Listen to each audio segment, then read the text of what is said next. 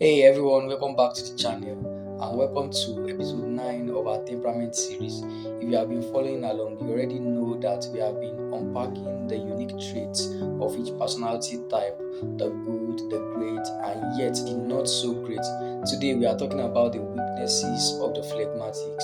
Even the most peaceful souls have their quirks. Think about procrastination, avoidance, passivity, and that classic I will deal with it later. Sounds familiar?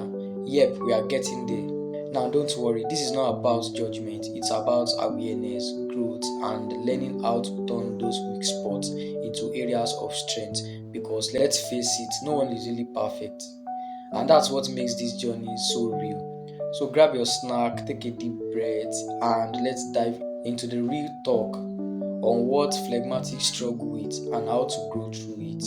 Avoidance of conflict.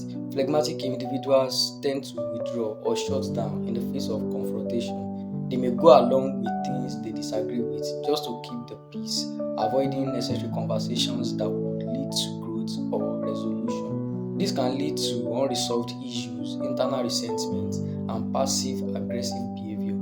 Others may feel unsure of their true thoughts or needs. Number two, procrastination. Their slowing moving nature and resistance to urgency can result in delayed decisions or postponed responsibilities. They may put off action until it becomes absolutely necessary, especially if the task is emotionally or mentally taxing. This is as a result of preference for ease and comfort over effort, especially in unfamiliar or high pressure scenarios. This procrastination can lead to missed opportunities, create last minute stress, or appear unreliable in fast paced environments. Number three, indecisiveness. Phlegmatics often struggle to make decisions, especially when the outcome could lead to conflict or disapproval. This is caused by fear of making the wrong choice and disrupting the peace. Number four, emotional withdrawal. When the phlegmatics are overwhelmed or uncomfortable, they tend to retreat inward, emotionally shutting down rather than expressing their feelings. This can make them appear detached or aloof, even if they care deeply. This behavior creates distance in relationships, blocks emotional intimacy, and leaves others guessing what they are truly feeling. Number five, resistance to change. Phlegmatics prefer familiar routines and settings. Sudden changes in environment, expectations, or rules can be deeply unsettling, leading to passive resistance or avoidance. This limits growth, adaptability, and innovation, especially in dynamic industries or changing life stages. Number six, underexpressed ambition. Even if they have big dreams, phlegmatics may avoid taking risks or pushing themselves out of their comfort zones. They often settle for good enough rather than striving for excellence. I hope you are following. Number seven, passivity in relationships. Phlegmatics often tend to go with the flow, which can be helpful, but may result in neglecting their needs or preferences. They often let others lead, even when it causes imbalance.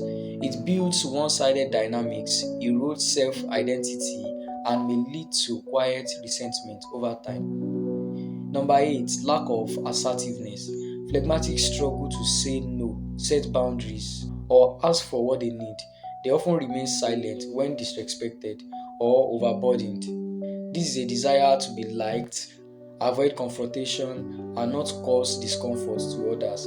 And this leads to being overlooked, taken for granted, taken advantage of, or quietly overwhelmed, especially in leadership or team settings. Number nine, invisibility in group settings.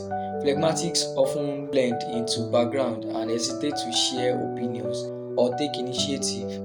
Their natural humility can cross into self-erasure, that is, total blankness. This makes their idea to go unheard, contributions underestimated, and their value may not be fully seen or utilized. Number 10, over accommodation. Phlegmatics may prioritize others' comfort to the point of self sacrifice. They often agree to things they don't want to do or avoid disappointing others. This leads to burnout, weakened personal boundaries, and internal frustration over unmet needs.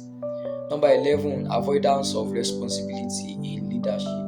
While capable of being a leader, they often shy away from it, fearing the stress or interpersonal complexity it might bring. They prefer to support rather than direct. This is caused by discomfort with authority, pressure, and decision making under scrutiny. Their leadership potential remains untapped, and they may miss the chance to influence positive changes or growth. Number 12, minimal emotional expression. They keep most emotion tightly controlled, rarely showing joy, anger, or passion outwardly. They have this belief that strong emotional expressions causes conflict or instability. This can lead others to perceive them as emotionally cold or disconnected. This whole act creates emotional distance in relationships or makes it hard for others to feel deeply connected or inspired by them. Number 13, fear of taking risk. Phlegmatic individuals often avoid opportunities that involve uncertainty or discomfort, even if the reward is significant. They are risk averse to the point of self limiting. This stifles progress in personal and professional level. Second to the last point, dependency on routine. Phlegmatics may rely heavily on structure and habits, becoming anxious or resistant when those are disrupted. Innovation or spontaneity can feel threatening to them. Difficulty with urgency and high energy environments. In settings that demand quick decision making and rapid communication or high output, phlegmatics may feel overwhelmed, freeze, or shut down. This may be perceived as disengaged, unmotivated, or unsuitable for fast paced roles, even if they are otherwise competent. We have come to the end of this episode. The hidden struggles behind a calm, collected, phlegmatic exterior, from procrastination to people pleasing, from passivity to avoiding conflict. These challenges are real, but the good news is they are not permanent. Awareness is always the first step. And if you saw yourself in any of these traits today, don't beat yourself up. You are not broken, you are just becoming. Every temperament has its weaknesses, but they are just opportunities in disguise. And that's exactly what we'll be diving into in the next episode, where I'll be sharing practical, empowering, and totally doable solutions to help phlegmatics overcome these weaknesses and grow into their quiet superpower selves. Trust me, you don't want to miss it, especially if you are ready to go from passive to purposeful, from avoidance to aligned.